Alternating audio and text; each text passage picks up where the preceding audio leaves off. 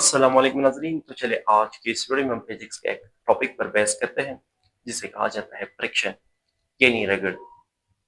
यार ये तो सब जानते हैं कि फ्रिक्शन जब हम दो अजसाम को ना इस तरह करते हैं मतलब रगड़ते हैं देन हम इसको फ्रिक्शन कहते हैं ना।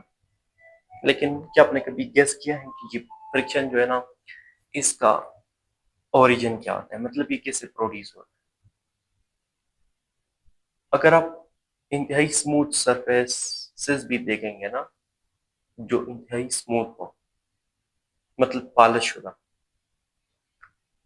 यानी माइक्रोस्कोप की मदद से जब आप इन्हें देखेंगे ना तो आपको खुरदरी सतह नजर आएंगे जिस पर नशीब व फराज होते हैं ना।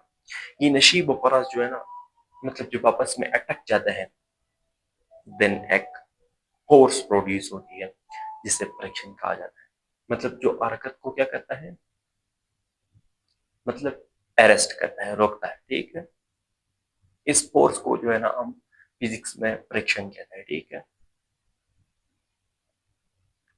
फिर अगर आप फिजिक्स में मजीद देख ले तो फ्रिक्शन के बहुत से अकसाम भी है, ठीक है। जैसे साकिन फ्रिक्शन है, ठीक है, स्टैटिक फ्रिक्शन।